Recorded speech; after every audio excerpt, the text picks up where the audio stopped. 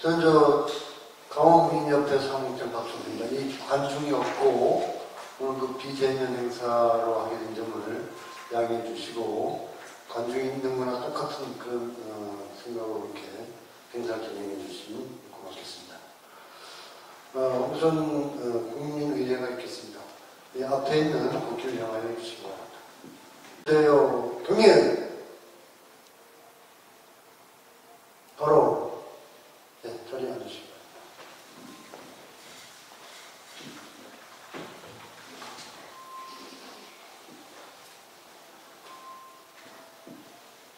대회 진행 안내를 드리겠습니다.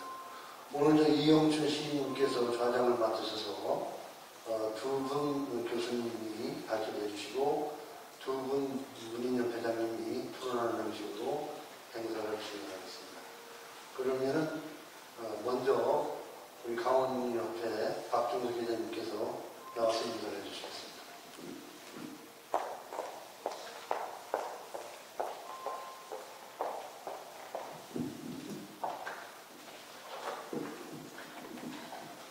회원 여러분, 안녕하셨어요. 올여름은 길고 긴 장마와 태풍으로 고난을 겪은 데다 코로나로 인해 강원민협이 과연 세미나를 추진해야 하는 건지 참 고민이 많았습니다. 그러나 문학의 미래가 어디로 어떻게 흐를 것인지 진단해보고 고민하는 일은 문인들의 책무라고 여겨져서 이 자리를 마련하였습니다. 오늘 모신 여사님들은 대학에서 훌륭한 강의를 해오신 전문가들이십니다. 주제 발표를 맡아주신 최동우 교수님과 심은덕 교수님께 진심으로 감사를 드립니다. 또 질문을 해주신 장승진 시인님과 치종환 시인님 감사드립니다. 회원님들께서는 앞으로 문학성 있는 좋은 작품을 쓰셔야 할 임무에 값진 도움이 되었으면 좋겠습니다. 아무쪼록 좋은 글 많이 쓰시고 늘 건강하십시오. 감사합니다. 세미나 진행은 좌장 이영춘 좌장님께서 진행하시겠습니다만 다른 분들의 발제자와 토론자의 소개는 우리 좌장님께서 하시는 걸로 하고 저는 우선 좌장님 소개 말씀을 드리겠습니다. 이영춘 시인께서는 우리 강원도에서 능수를 활약하고 계시지만 중앙문단에도 한국시민협회 시민위원으로 계시면서 또 강사를 맡고 있습니다. 또 한국민협회 자문위원으로 활동하고 있습니다. 그러면은 지금부터 우리 이영춘 사장님께 마이크를 넘기고 모든 행사 진행을 하시도록 하겠습니다. 네, 감사합니다.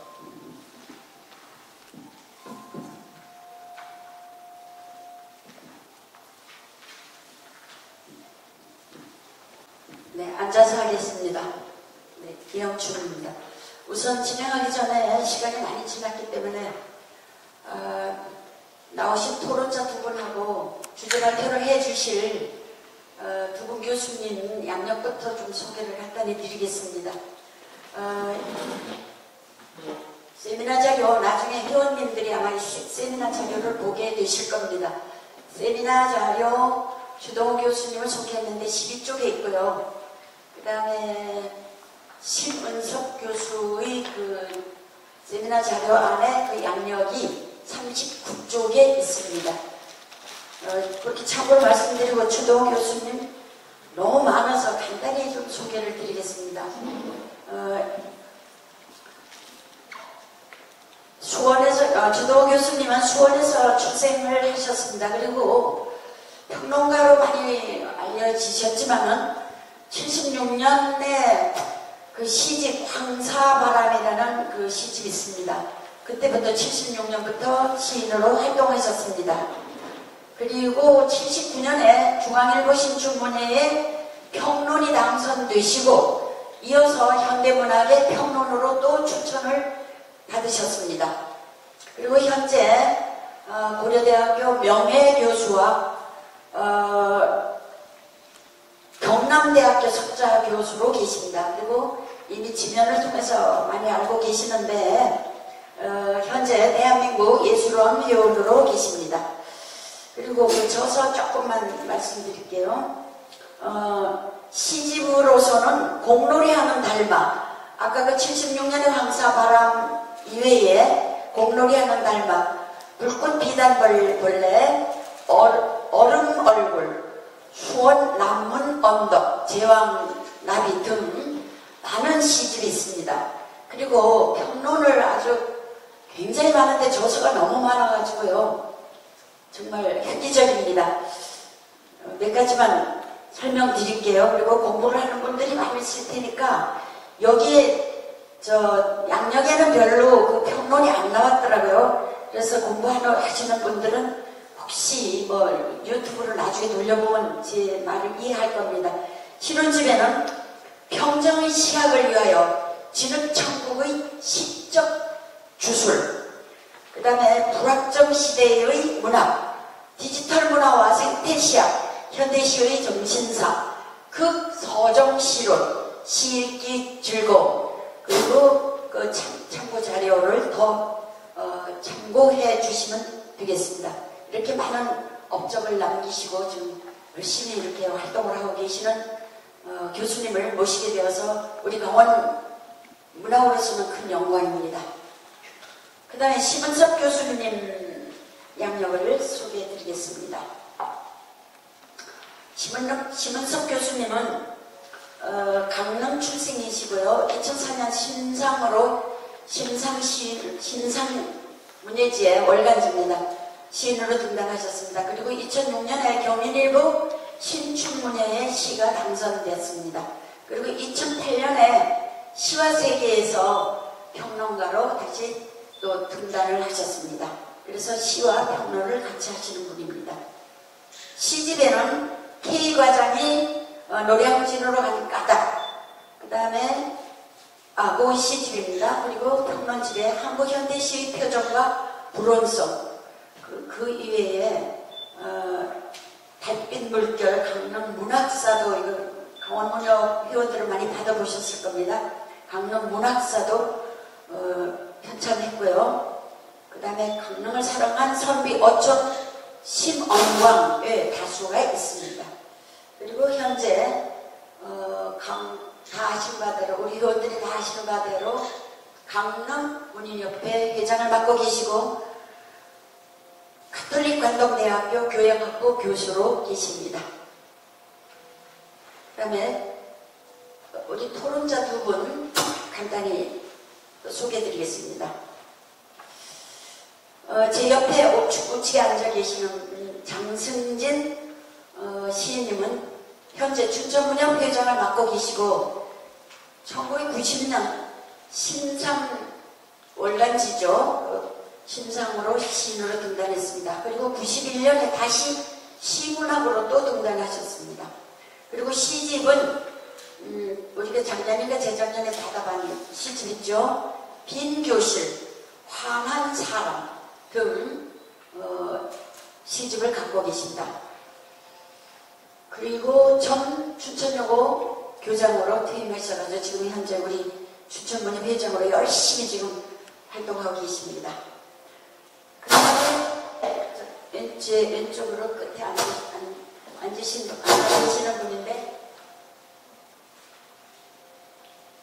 계시는 분인데 토론자로 오늘 오셨는데 멀리 와주셨습니다. 양양에 계시고요. 최종환 시인님이십니다. 현재 양양문협 회장으로 계십니다. 그리고 양양문화원의 부원장님을 계시고요. 적산 시세와 예술원 원장을 하고 있습니다. 그 다음에 양양사회복지협의 회장도 하시고 사회적인 활동을 굉장히 많이 그 지역을 위해서 열심히 하고 계시는 최종환 시인이십니다. 이상으로서 간단히 양력 소개를 드리고 주제 발표로 들어가겠습니다. 첫 번째 주제 발표는 제 옆에 앉아 계시는 최동호 교수님께서 그리고 시간이 한 시간이나 지연이 됐습니다. 그 앞에서 신앙송 대회 때문에. 그래서 되도록 우리 발표하시는 분들 좀 시간을 많이 줄여주시는 방향으로 좀 진행해 주시면 좋겠습니다. 첫 번째 주제 발표를 해 주실 최동호 교수님의 주제는 시와 노래와 사랑의 변주, 그리고 부제로 진달래꽃과 문득 생각나는 사랑을 중심으로 이렇게 해서 오늘 주제 발표를 해주시겠습니다.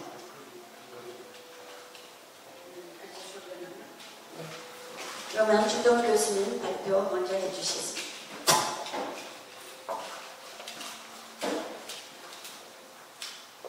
네, 여러분 반갑습니다. 먼 거리에서 왔는데 막상 발표 시간은 많지 않은 생각이 듭니다.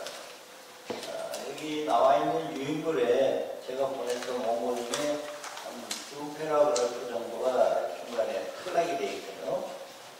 그래서 읽어보면 서로만 읽어보겠습니다. 시가 노래로 나가야 한다는 것은 나의 오랜 주장 중에 하나이다. 19세기 이전 우리의 문화적 전통 속에서 시와 노래는 분리할 수 없는 하나였으며 시가라는 용어로 통칭되었다. 그러나 근대 문명을 일으킨 활자문화 또는 인쇄문화의 발전으로 인해 시와 노래는 분리되었고, 다시 지금 우리가 시라고 부르는 것은 노래와 분리되어 종이책 속에서 지난 한 세기 동안 문화의 중심적인 위치를 차지해왔습니다.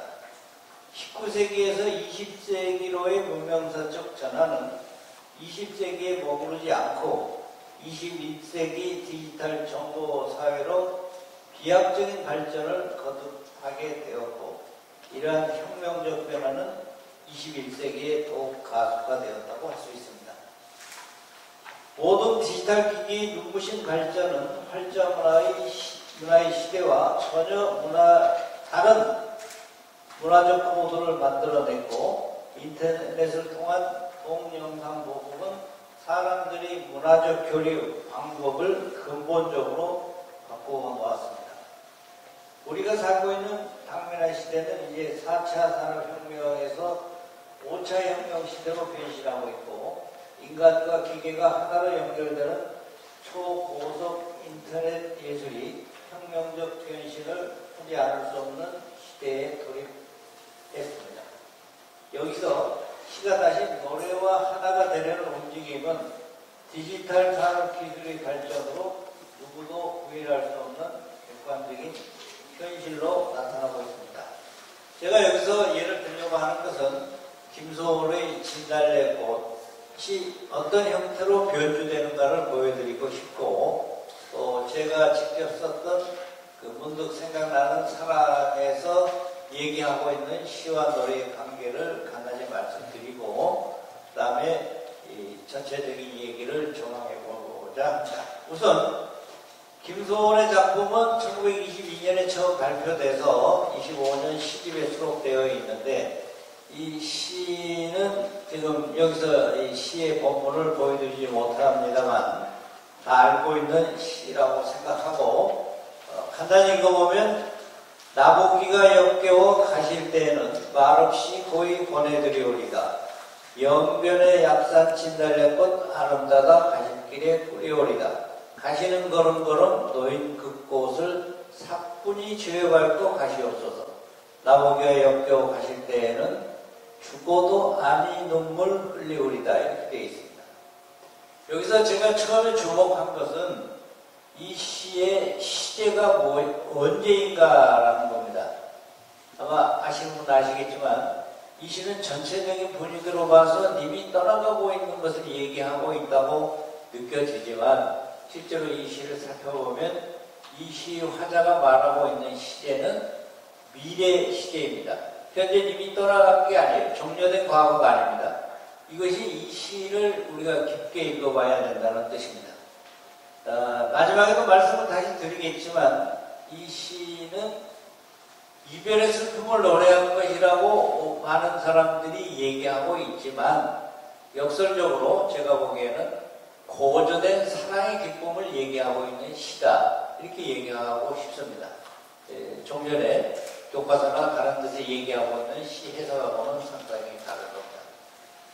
그 다음에 두 번째, 이 시의 화자는 누구인가?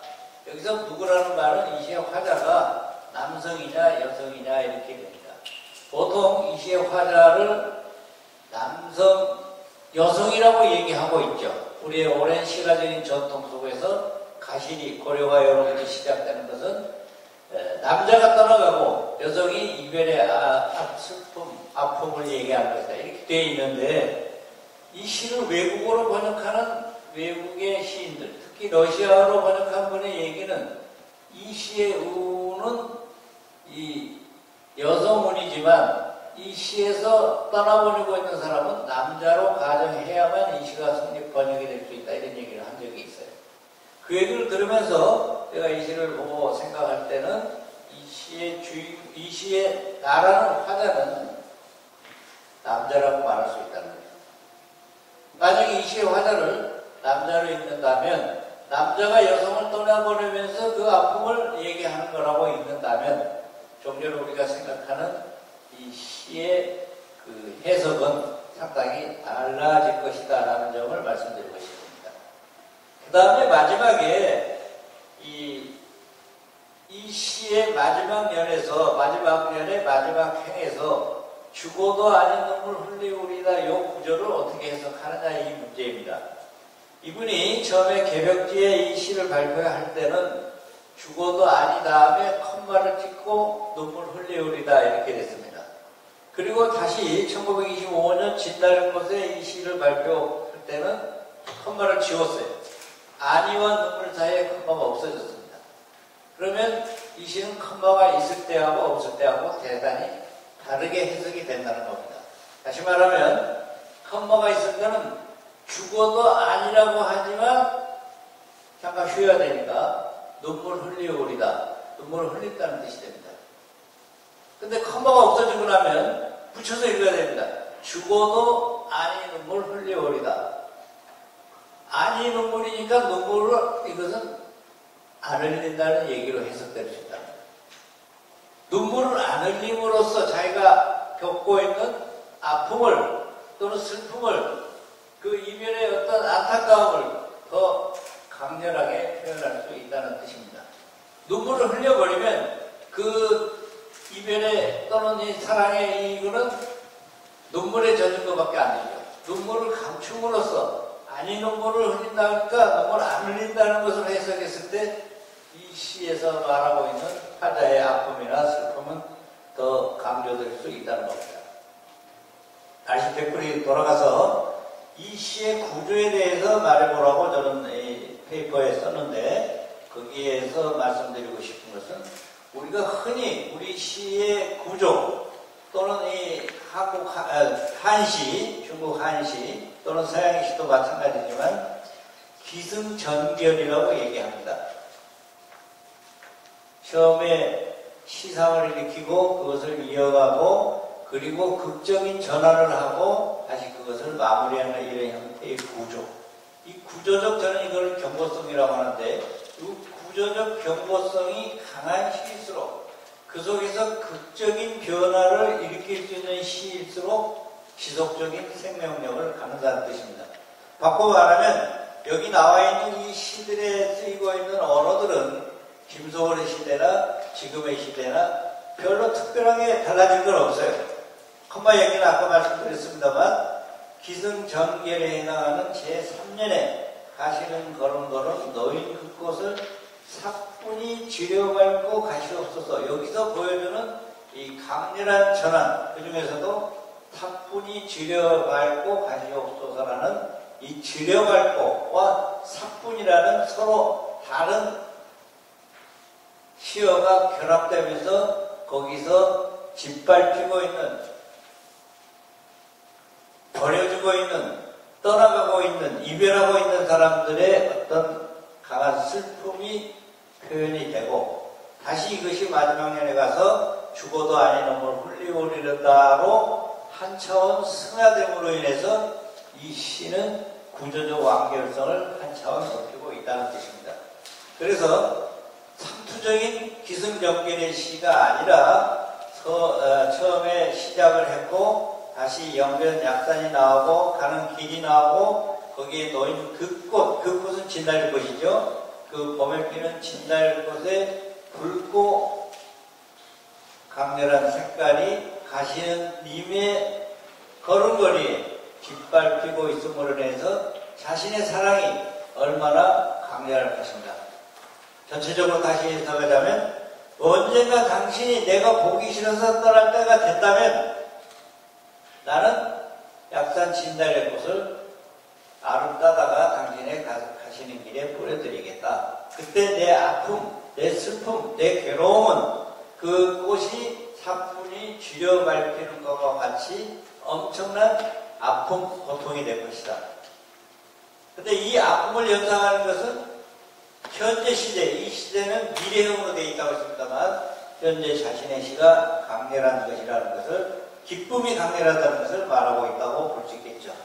그래서 제가 여기서 이 시를 노래한 세 개의 노래를 한 반쯤씩만 들어주세요. 반쯤씩만 들어볼까 하는데, 우선 그 백남옥 소프라노, 메조 소프라노죠. 백남옥 씨가 부르는 진달래꽃. 간단히 영상으로 들어보겠습니다. 네, 영상을 좀 부탁드릴게요.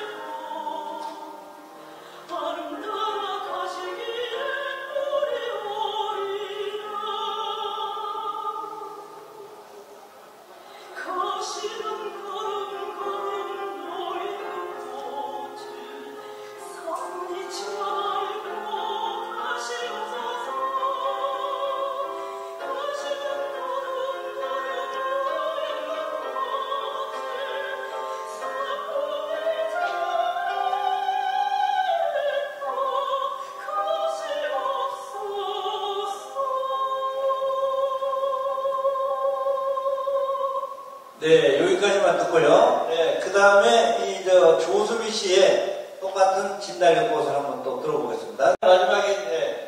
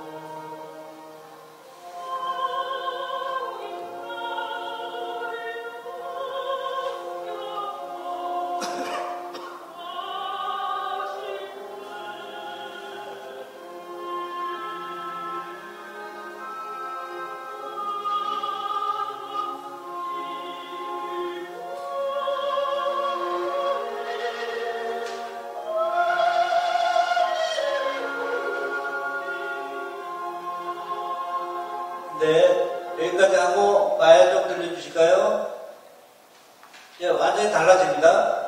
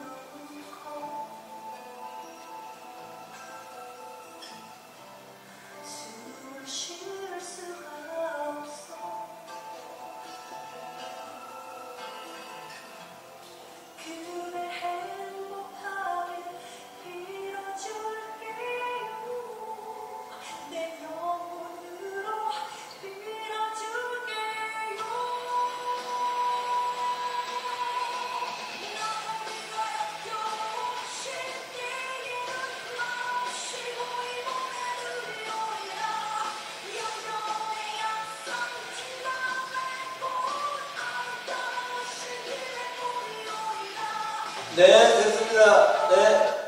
네, 세 개의 노래를 들었는데, 이 진달래꽃 하나를 넣고, 백나옥 씨가 노래 부르던 시절에는 아마 1970년대에서 80년대 요 사이인 것 같고요. 조수미 씨는 2000년대 전후한 시대인 것 같고, 마야는 이제 2010년대 전후에서 노래를 불렀고, 결국은 이 세 가지 노래들은 김소래 씨를 작곡해서 노래로 불려주면서 이 사람들의 이별의 아픔을 얘기하고 있죠. 마야의 노래에 와서는 더 격렬한 외침으로 바뀌고 가사도 보다 더 직설적인 형태로 바뀌지만은 어쨌든 모두가 그 뿌리를 김소월의 진달래꽃에 두고 있고, 이것은 김소월의 시가 가지고 있는 우리가 익히 배웠던 소위 7호조의 이 음수를 지닌 이 시 속에서 그 근원을 찾고 있다는 뜻입니다. 네, 제가 그 뒤에 이어서 문득 생각나는 사랑이라는 이 시를 썼고, 이것이 작곡가 한석훈 씨가 작곡을 했고, 김승직 씨가 노래를 불러서 이것이 롯데월드의 음악방에서 불려졌습니다. 이것을 마지막 한 번 더 들어보겠습니다. 문득 생각나는 사람 한번 들려주시겠어요? 지금 나오고 있습니다.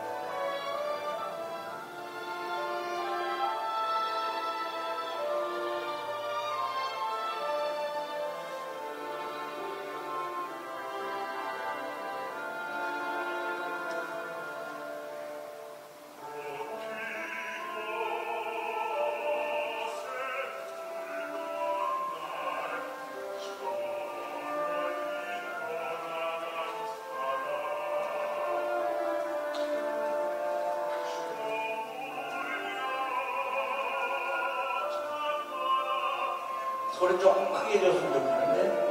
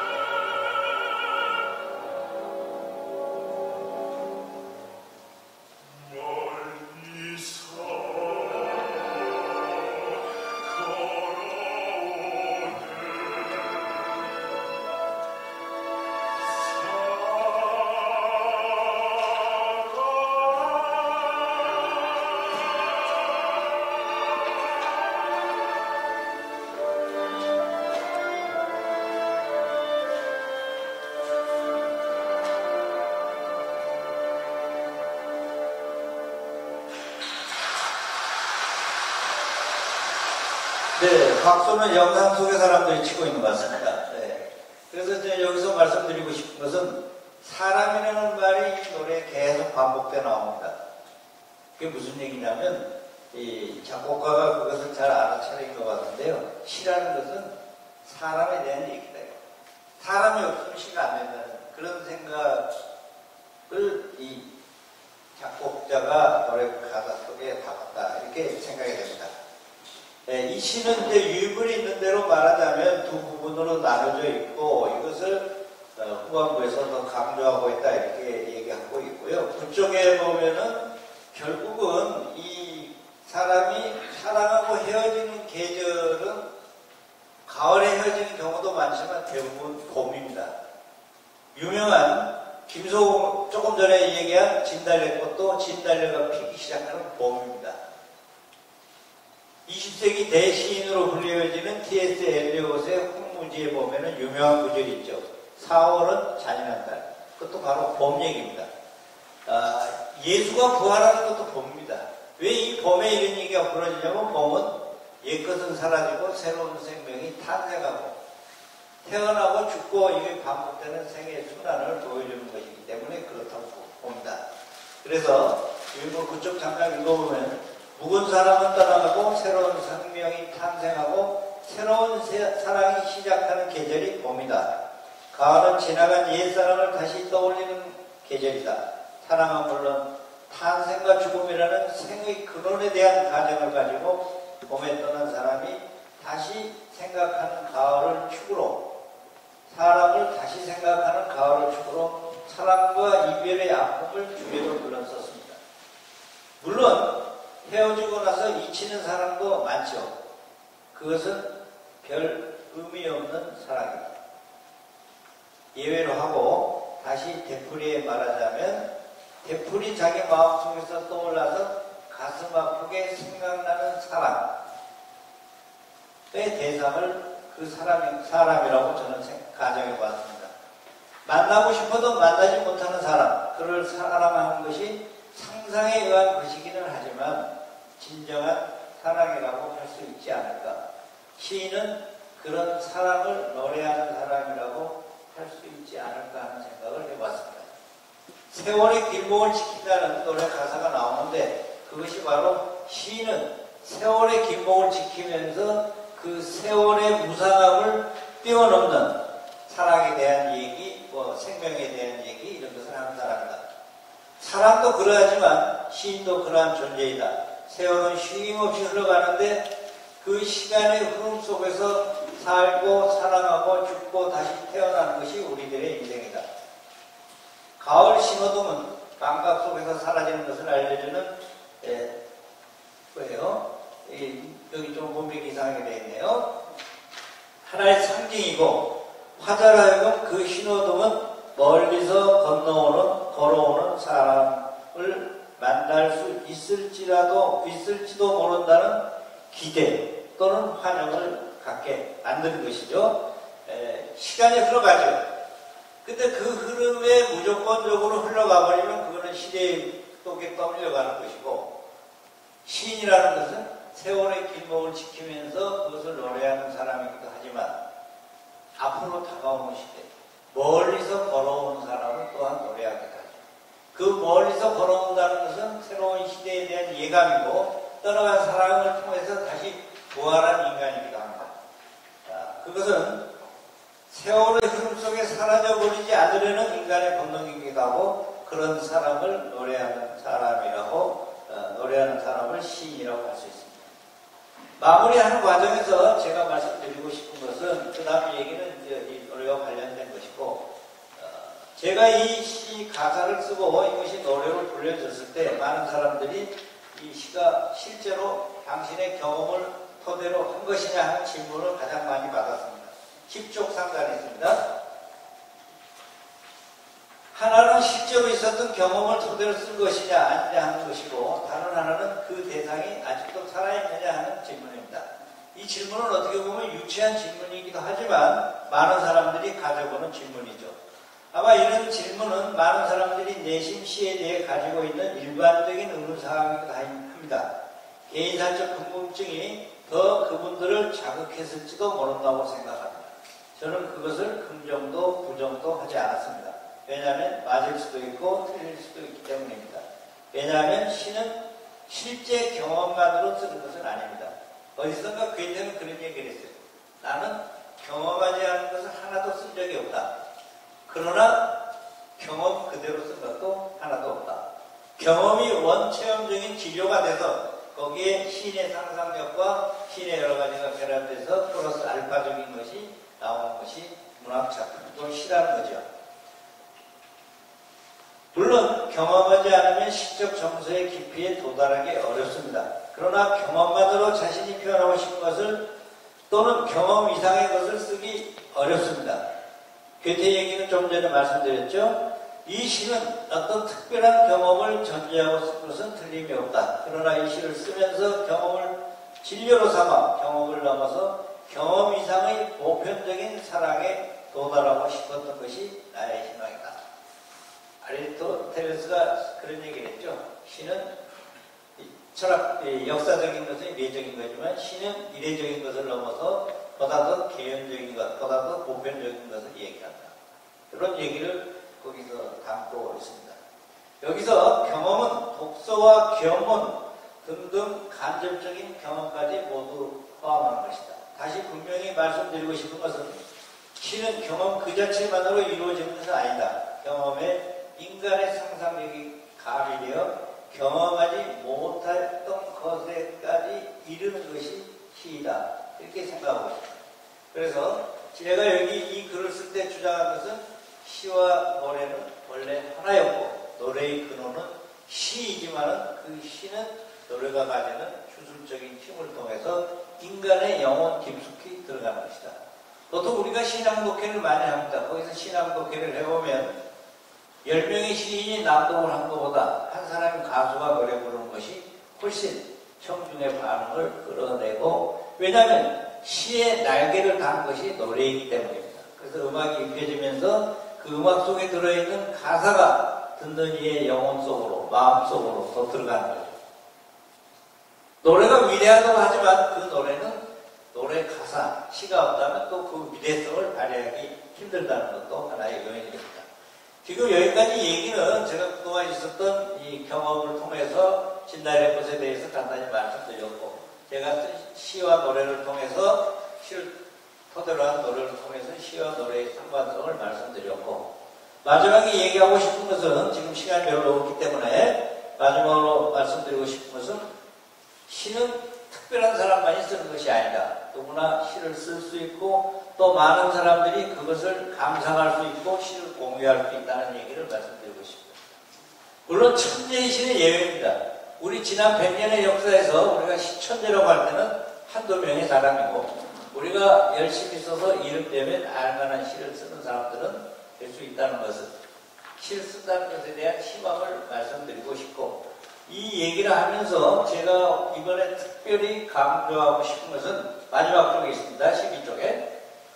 마지막으로 제가 한마디 지적하고 싶은 것은, 최근 사회에서 선풍적 인기를 끌고 있는 트로트는 전향적이라기보다는 퇴행적인 유행이라고 저는 봅니다. 최근에 어떤 방송을 보니까 트로트 가수를 우리 시대의 영웅이다 이런 얘기를 보면서 이 얘기를 꼭 해야만 되겠다 이런 생각을 하고 있어요. 모든 방송이 트로트를 하고 모든 사람이 박수치고 모든 사람이 좋다고 하고 있어요.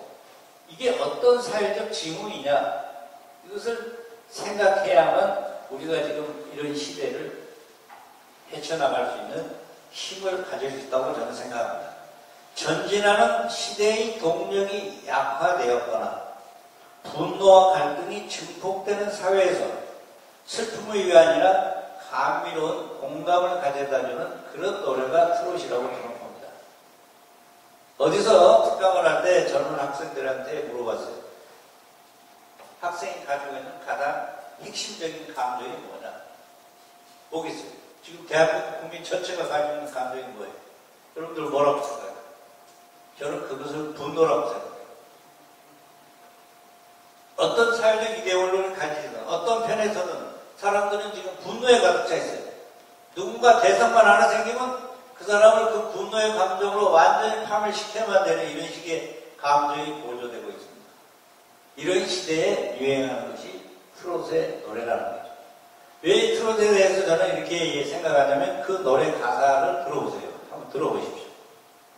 여기에 대비해서 제가 말씀드리고 싶은 것은 BTS, 소위 방탄소년이 부르고 있는 노래들 생각해 보시라는 겁니다.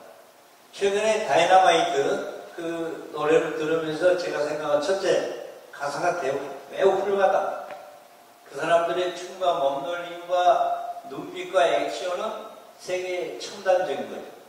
그러니까 우리나라 사람들의 지금 감성은 트롯의 한쪽이 있고 한쪽에 방탄소년이 있고 이렇게 양극화된다고 보는 게 저희 생각이에요. 트롯을 무조건 부정적으로만 보는 건 아닙니다. 그런 노래에 너무 빠져있고 그런 것이 노래의 전부라고 생각하는 이 문제점을 지적하는 겁니다. 방탄소년은 너무 세계 첨단에 가 있고 빌보드 차트에서 뭐 몇 주간 연속 1위를 하는 이런 것은 우리가 잘하는 세대 생각하면 거의 기적에 가까운 일입니다. 젊은 세대, 이 소위 그 청소년 세대는 거기에 열광하고 있고 좀 나이 든 세대 전부 트롯에 가 있고 이것도 또한 분열된 사회의 한 모습이라고 저는 생각합니다. 방탄소년 다이너마이트는 여러분 댁에 가서 유튜브를 통해서 들어보실 겁니다. 이는 첨단을 가는 K-팝의 세계적 유행과는 다른 의미를 갖는다. 방탄소년 얘기하면서 얘기를 했습니다. 그것은 안락한 위로이자 좌절된 사회적 감정을 발산하고 해소하는 하나의 음악적인 반응이다. 전위적이고 진보적인 음악과는 거리가 멀다. 트롯의 소재 또한 대부분 사람의 아픔과 이별이다. 필자는 이러한 유행을 부정적이고 비판적으로 바라본다. 지금 트로트가 대유행을 하고 있는데 이런 시각으로 이 노래에 대해서 이렇게 평가하는 사람 아마 제가 거의 유일한 겁니다. 직시해야 된다 이거죠. 앞서 말한 대로 시인은 시대의 길목을 지키면서 역사를 증언하는 자이다. 안락한 자기의 감정을 토로하고 시대의 부유물처럼 사라지는 존재가 아니다. 노래는 대중이 즉각적으로 반응한다는 점에서 더욱 직접적이다. 트롯이 유행하는 시대는 앞으로 나아가는 추동력을 상실하고 출구가 폐쇄된 사회적 분위기와 그 사회의 그 정체성의 산물이다. 온 국민이 트롯에 박수치고 눈물을 흘리고 있을 때 우리 사회는 진취성을 상실하고 박보를 거둬갈 것이다. 조금 부정적으로 결과를 냈습니다만 이렇게 내고 있는 것은 전진하는 시대로 나가야 된다는 것이고 사랑을 노래할 때도 어떻게 해야 될지를 같이 생각해보자는 그런 여백의 여우를 남기면서 제 얘기를 마치겠습니다. 네, 감사합니다. 감사합니다. 길게 말씀은 안 드리고요. 그리고 30분 정도를 이렇게 하라는 본부 측에 그 제안을 받았는데 멀리서 두 주제 발표님께서 멀리서 오셨기도 하고 아까 노래가 아니라 신앙송의 시간을 많이 잡았기 때문에 우리도 조금 늦더라도 좀 시간을 좀 더 드리는 방향으로 이렇게 가고 있습니다. 제가 간단히 제가 느낀 점 그 요약을 조금 하겠습니다. 길게는 안 하고요. 우리 강원문학 역사상에 50년 역사상에 정말 이런 세미나 처음입니다. 코로나 때문에가 아니라 이렇게 시와 노래를 직접 들으면서 하는 세미나 정말 획기적이고 참 좋은 것 같습니다. 그 다음에 제가 들으면서 느낀 것이 역시 시인이시지만 학자시구나. 왜냐하면 김소월 시를 여태까지 우리가 몇십 년 동안 같은 시각으로만 봤었어요. 예를 들어 아까 그 말한 시제라든가 시제, 그 다음에 거기에 화자, 퍼소나가 누구냐? 우린 여태까지 여자로만 얘기합니다. 근데 남자라고 그러셨어요. 그래서 이렇게 참 역시 학자다운 쉬운 걸 가지고 학자다운 분석을 해주셨구나. 그리고 다시 한번 우리도 생각해야 되겠다는 걸 느꼈고요. 그 다음에 이제 맨 마지막으로 하신 트롯에 대한 평가라든가 그것도 양면성으로 이렇게 다 얘기를 해주셨는데 정말 맞는 것 같습니다. 시라는 것이, 문학이라는 것이 맞고 틀리는 건 없겠지만은 제 생각이었습니다. 그리고 마지막으로 이렇게 쉬운 시를 깊이 있게 시와 노래를 접근하게 해주셔서 매우 감사합니다. 이상입니다. 네. 그 다음에는 제 오른쪽 옆에 심은섭 교수님 주제 발표를 듣겠습니다.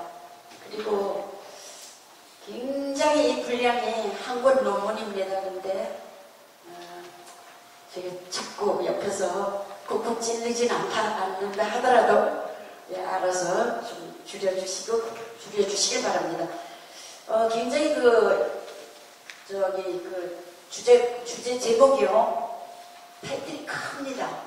제4차 산업혁명과 인문학, 가로하고 문학의 사회적 역할.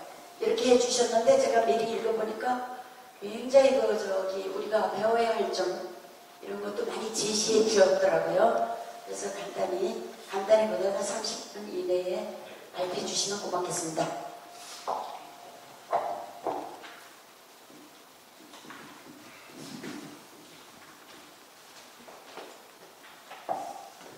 네, 반갑습니다. 네, 신선입니다. 제가 원래 이 강의 내용을, 분량을 거의 이제 1시간 반 정도 이제 특강으로 가져왔는데, 잘 아셔가지고 코로나 때문에, 제가 오전에도 제가 강의가 특강이 하나 있었는데, 거기는 아예 무산돼서, 그래서 오늘 제가 좀 편하게 왔습니다. 그걸 마치고 가야 되는데. 그래서 오늘 이 분량은 굉장히 많습니다만은, 제가 지금 6시 5분이 시작하는데 35분에 이제 끝내도록 간략하게 말씀을 드리겠습니다. 그래서 이거는 같이 공부한다는 생각으로 그렇게 해주셨는데 제가 뭘 많이 알아서 여러분한테 들려드리는 말씀은 아니기 때문에. 자, 일단 오늘은 산업혁명의 1차 산업의 개요하고 4차 산업혁명에서의 인문학을 왜 4차 산업에서 인문학을 요구하는가, 그리고 사회 문제를 인문학으로 해결하는 사례, 이걸 몇 가지 설명드리고, 그리고 4차 산업혁명 시대의 문학의 역할, 이 네 가지 큰 타이틀로 해서 설명을 딱 7분씩 그렇게 4, 7, 28, 그러면 딱 30분 될 것 같습니다. 자, 먼저 이걸 보시면 이제 1차 산업혁명인데요. 이게 아시아가 이제 1960년도에서 18년도까지 그때가 이제 40년경에 걸쳐 발생한 건데, 사실 1차 산업은 다른 것은 농업화 사회에서 공업화 사회로 넘어가는 거죠, 이게. 그리고 2차 산업에서는 전기기관차가 이제 나오고, 전기가 개발되고 인해서 대량 생산, 대량 이동이라는 이런 이제 사회 문제가 됩니다. 거기에 따라서 이제 대량 생산, 전기, 에너지, 화학, 자동차 이런 소규들이 많이 나오고, 그림으로 인해서 어떤 문제가 생기냐면, 과거에는 이 노코업이라는 직업이 있었습니다. 그러니까 뭐냐면, 이 직업은 모니콜 역할을 하거든요. 다시 말씀드리면 아침에 그때 산업화가, 영국 북부에 산업화가 많이 일어남으로 인해서 노동자가 굉장히 많이 생깁니다. 새벽에 일찍 나가야 되니까 옛날에 알람이 없으니까 빨리 깨워주는 직업이거든요. 이런 직업도 10시 지금이면 사라진 직업이죠. 산업으로 인해서. 그리고 이것도 마찬가지고 이 여인도 이제 노컵입니다. 그리고 렉터가 뭐냐면, 이거는 이제 모든 산업 현장에 사람들의 생산성을 올리기 위해서 거기서 신문을 읽어주거나 소설을 읽어주거나, 지금 말하면 라디오 역할을 합니다. 그래서 이 직업도 라디오가 남으로 인해서 이 렉터라는 직업이 사라지게 됩니다. 또 똑같은 얘기입니다. 그리고 여기는 촛불 관리인데요. 연극할 때에 지금에는 소등하고 조명장치가 있어서 좋은데, 그때는 조명장치가 없다 보니까 그때는 촛불을 켰다가 무대에 올라가서 빨리 켰다가 끄고 하는 이런 직업이 있었습니다. 자, 이것도 마찬가지로 산업혁명의 발달감으로 인해서 또 사라진 직업이 되겠습니다.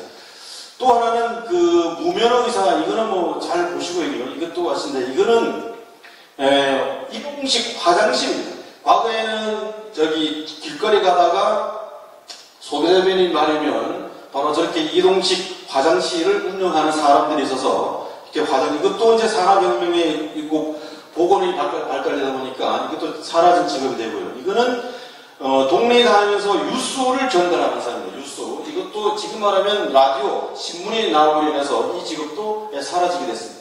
자, 이거는 뭐 잘 아실 거고, 인력군, 그리고 물장수, 그리고 사진기사, 이것도 뭐 잘 아시고요. 볼링핀 세터, 이것도 이제 볼링핀을 세워주는, 이건 지금은 기계화돼서 다 사라졌습니다. 그리고 적기가 공습하는 것을 소위로 탐지하는 사람이 있었습니다. 저것도 하나의 일종의 직업인데 지금은 레이더가 발달해서 사라졌습니다. 그리고 가로등은 지금은 다 그게 전면을 자동적으로 전기가 나가고 들어가고 해서 저 불이 들어왔습니다. 과거에는 저게 가스를 주입해가지고 불을 피웠거든요. 저걸 담당하는 사람이 있었습니다. 저것도 마찬가지로 산업혁명에 의해서 사라진 직업이 되겠습니다. 그리고 쥐를 잡는 거, 저것도 지금 있었고요. 뽀사내냐는 뭐 여러분 잘 아실 거고. 그리고 아이스 커터가 뭐냐면 얼음을 이렇게 썰어서 파는데, 지금에는 뭐 제빙 회사가 워낙 발달돼서 얼음 조절은 지금 다 사라졌죠. 그리고 이거는 우유 배달부는 아침에 금방 조소에서 나온 우유를 바로 배달해주는. 근데 지금에는 냉동차가 하도 발달돼서 저것도 사라졌어요. 자, 통나무 운전사, 저것도 마찬가지입니다. 전화 교환수. 그리고 저는 시신 도구를 사는 거냐면, 금방 묻은 시신을 도구를 해서 바로 대학 의대병원에다가 파는 그런 직업이 옛날에 있었습니다. 저것도 마찬가지로 해부학을 위해서 필요했는데, 저런 직업도 지금에는 뭐 하다가 큰일 나죠. 저런 직업 부졌다. 그리고 그 다음에 전문 문상계, 대신 울어주는 사람, 뭐 이런 것들이 뭐 굉장히 많이 있었습니다. 행정번호 청소부, 옛날 귀분이 지나가면 그 귀분이 가기 전에 횡단보도 다 닦아놓는 이런 직업이 옛날에 있었고, 이걸요. 자, 소변 세탁권이 뭐냐면 흰 옷을 많이 입는데 소변을 받아와서 소변에 빨면은 옷이 하얘집니다. 소변 속에 뭐가 있냐면 암모니아가 있어서 그런 직업도 있었습니다. 자, 그리고 커피 냄새 탐지가 뭐냐면 옛날에 커피를 요거를 볶으면 걸렸었거든요. 그 커피를 잡아내는 사람이 커피 냄새 탐지기. 자, 이런 직업들이 많았었는데 저게 2차 산업혁명 이후에 다 사라진 직업입니다. 그리고 3차 산업혁명이 들어서는 반도체라든가 PC라든가 인터넷이 발달하고 해서 하나의 정보화 사회가 돼서 이때부터가 바로 휴대폰이 나오기 시작했고, 그 휴대폰은 바로 전화기하고 PC의 만남, 두 개가 융복합됨으로 인해서 새로운 시너지 효과가 나타나는 이런 시대가 옵니다. 그 새로운 사회 변화가 굉장히 빨리 오다고 하죠. 그리고 마지막으로 이제 4차 산업혁명인데 여기는 초지능입니다. 초지능. AI죠. 그러니까 로봇을 인간과 맞먹는 지능을 화시키는 거예요, 이게. 그리고 두 번째는 초연결입니다. 지금의 우리들이 가지고 있는 휴대폰을 가지고 TV 방송국에 연결되어 있고, 은행에 연결되어 있고, 또 집에 이제 앞으로는 이제 여러분들 냉장고가 이 휴대폰하고 연결되어 있어서 콩나물 유통기간이 지나면 바로 휴대폰으로 이제 문자가 들어옵니다. 사모님, 콩나물이 유통기간이 하루 남았습니다. 아니면 우유가 이틀이 지났다, 유통기간이 지났습니다. 이런 모든 게 초연결이 돼 있고, 자동차와 사람과 다 연결, 기계와 사람과 연결이 되는 초연결돼 있고, 그 다음에 초융합입니다. 이제는 공유경제를 해가지고 2개 이상이 모이지 않으면 어떤 것을 해내지 못하는 그런 공유경제, 초융합가 이게 바로 세계의 핵심 요소가 4차 혁명이다. 자, 그래서 우리가 이제 통상적으로 4차 혁명의 이제 특징을 보면 4차 산업혁명과 핵심은 정보통신기술의 발전이고, 이 혁명은 핵심은 3월 인터넷, 인공지능, 로봇, 무인 운송수단, 3차원, 이런 등등 이런 것들을 하고 하는데, 결국에는 이런 4차 혁명이 어떤 문제점을 일으키냐면 저희에게 인간의 소외 문제를 가져온다는 거죠. 다시 말씀드리면 로봇이 대체됨으로 인해서 인간은 결국에는 시간적 여유가 많이 생기고, 그런 시간적 여유가 많이 생기면 결국에는 문화활동으로 넘어간다는 그런 이론이 이제 나오고 있습니다. 자, 그래서 4차 혁명인데, 이런 4차 혁명의 주요 기술은 바로 인공지능과 빅데이터와 클라우드와 블록체인과 공유경제, 3D 프린팅, 이런 로봇 공학, 그다음 사이버 안보, 그다음 IoT, 서울 인터넷입니다. 모든 기계와 기계가 다 연결되어 있는 이런 이제 주요 기술이 4차 혁명이 주도하고 있습니다. 그래서 4차 혁명의 유망한 직업, 사라지는 직업이 뭘까? 이게 4차 혁명에 인해서 20년 뒤에 나의 직업은 도대체 안전한가, 안전하지 않는가? 저도 지금 학교에 있습니다만은 4차 산업혁명이 일어나면 앞으로 먼 세대가 가면 대학 교수 없으시겠죠. 왜? 교수와 로봇 교수가 아마 나와서 강의할 거니까요. 그런데 저가 하나 직업을 가지고 있는 하나는 시인이라는 문학평론가라는 이 직업만큼은 로봇한테 뺏기지 않을 겁니다. 왜냐하면 로봇은 바로 이 빅데이터, 어떤 데이터를 AI에다가 입력을 했을 때에 그 결과에 의해서 로봇가 움직이기 때문에 결국에는 이 로봇이 가지고 있는 한계점은 이제 상상력 부족이죠. 상상력이 없으면 로봇은 상상력을 할 수 없는 게 로봇이거든요. 단지 뭐냐면 인간이 입력한 그 데이터의 결과물을 가지고 움직이는 게 로봇이니까요. 그래서 시인이나 뭐 수필가, 소설가 이런 분들은 절대로 없어질 수가 없습니다. 자, 그래서 이 로봇으로 대체되는 시대의 도래에서 이 빌 게이츠도 이런 얘기를 합니다. 수많은 직종의 향후 20년 후에 로봇이 자동화로 소멸될 것이다. 토마스 프레이는 또 마찬가지고 2030년까지는 20억 개 이상의 일자리가 소멸하게 될 것이다. 그리고 칼 프레이드 같은 마이클 오스본 교수 같은 분도 미국의 일자리가 중 47%가 가령 20년 내에 사라질 것이고, 뭐 같은 도주마 왔고 이런 분들도 다 마찬가지로 똑같은 지금은 예언을 하고 있습니다. 그래서 향후 510만 일자리가 없어지고, 그리고 2030년까지 아마 토마스 프레이스가 얘기했던 마찬가지로 로봇에게 빼앗길 9가지 일터입니다. 일자리. 이게 뭐냐면 바로 약사, 변호사, 보조공, 운전기사, 우주비행사, 베이비시트 같은 군인 같은 거. 군인도 다 로봇 군인이죠. 근데 여기서 약사 같은 경우는 왜 1순위에 들어갔냐면 앞으로 여러분들이 병원에 가서 처방전을 받으면 거기 모든 바코드 다 있을 겁니다. 그러면 딱 나오면 왼쪽에 보면 큰 로봇 약사가 있어요. 거기다가 진단서 처방전만 집어내면 그 바코드 다 읽어서 약봉지가 그냥 나오거든요. 약사가 있을 필요가 없다. 그래서 가장 먼저 없어지는 것이 약사고 이런 것들. 그리고 스포츠 기사 같은 경우에는 데이터를 가지고 다 스포츠가 기사를 쓰기 때문에 현재 취재 기자 같은 경우에는 그대로 나와 있습니다만은 데이터를 주로 하는 스포츠 기사 같은 경우, 리포터 같은 경우는 다 사라진다는 로봇이 다 나옵니다. 30초면 다 기사가 다 나오니까요. 이게. 자, 그래서 앞으로 향후 20년 47%의 직종이 사라진다. 아까 금방 말씀드렸고요. 펀드 매니저, 신문기자, 버스, 택시드라이버, 물류 운송업종, 전화 상담봉 같은 경우는 지금 거의 다 없어졌고요. 번역가 다 없었습니다, 지금. 자, 그래서 이거는 가트너가 얘가 말씀한 내용은 똑같은 얘기고요.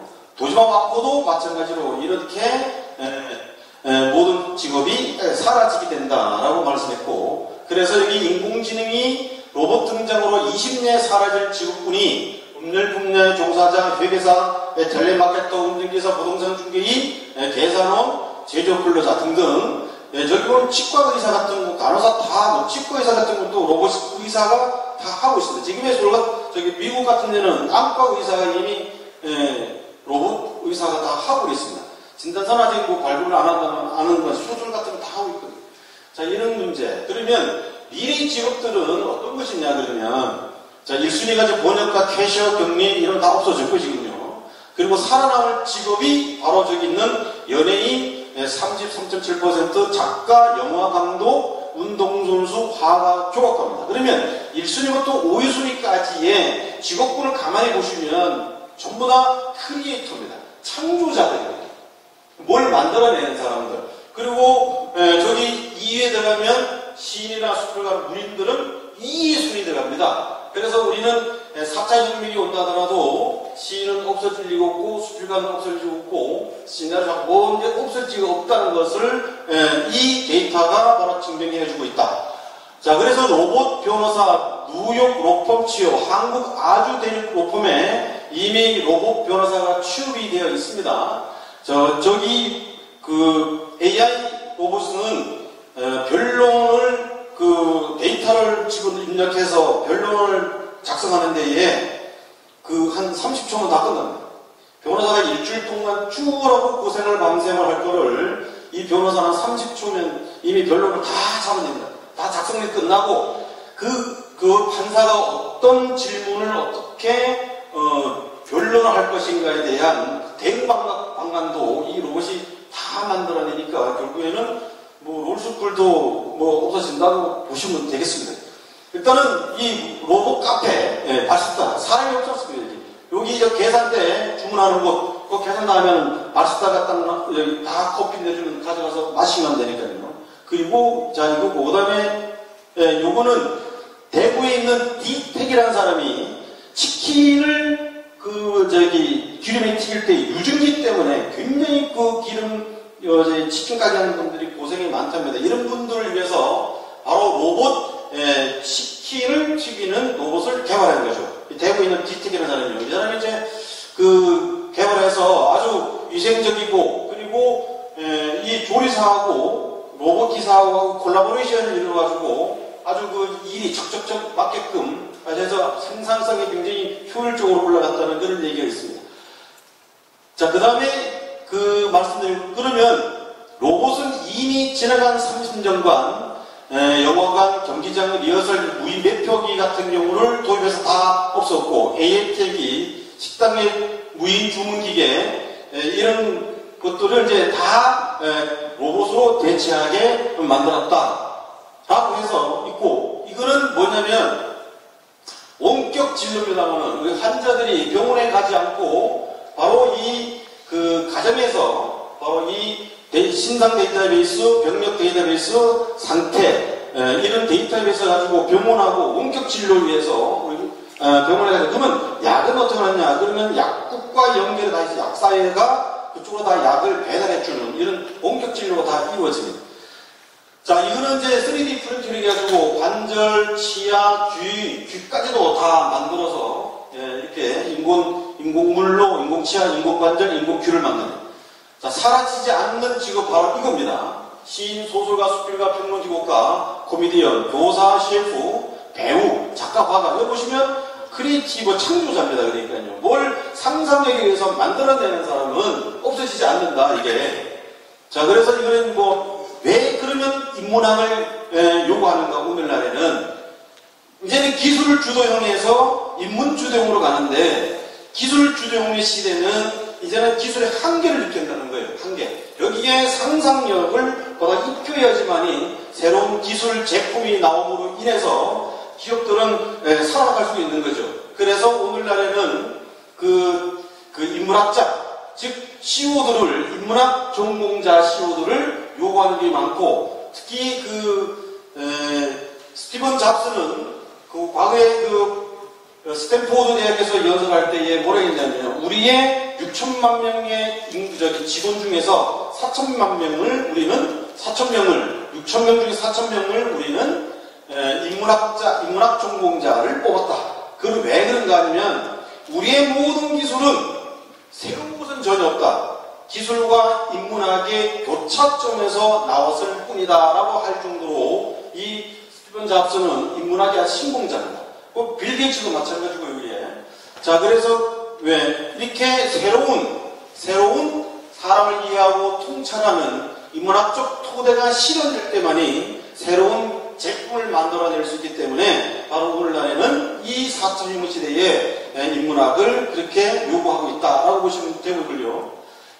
이 똑같은 얘기입니다. 그 다음에 그래서 오늘 특히 대부분의 소프트웨어와 특히 ICT 환경은 차별화와 창의성에 기반한 다양한 기술 혁신을 바탕으로 급변하고 있다. 다양한 사회 문화적 편의를 제공하는 TV 및 모바일 기기는 한층 스마트해지면서 종합 문화 서비스 플랫폼으로 진화하고 있다. 그래서 또한 LTE로 대비되는 무선 네트워크 환경, 급속한 발전과 클라우드 서비스 및 사물인터넷 등 디지털 기기 및 사용자의 연결성을 강화시켜 디지털 콘텐츠 확산 속도를 배가시킴으로써 모든 사람이 짧은 시간 안에 디지털 콘텐츠를 기술을 공유할 수 있게 만들었음. 그런데 이런 같이 SNS 확대, 빅데이터 등은 네트워크 발전과도 지속적인 기술 혁신을 요구하고 있는데 이때 사람을 잘 이해하고 이를 토대로 한 기술 혁신만이 소비자를 만족시킬 수 있다. 그래서 오늘날에는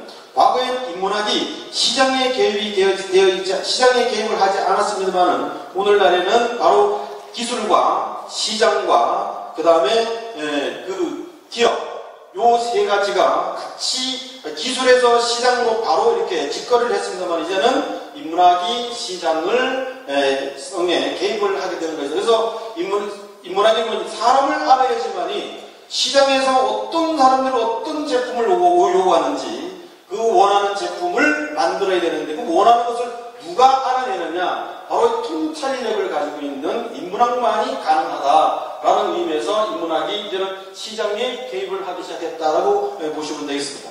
그래서 이 삼성 같은 경우에도 바로 제품만 1위는 제품 1위 뿐이지 결코 1위가 아니다라고 해서 여기는 인문학이 가미된 친절한 서비스와 최고의 서비스 바로 인문학으로 주도하는 바로 기술과 소프트웨어, 친절한 말, 미소, 살인적인 미소, 진정성. 이래서 오늘 이로 가시면 그 삼성 그 전자 서비스에 가시면 그 서비스가 그 아주 장난이 아닙니다. 이런 데 가시면은.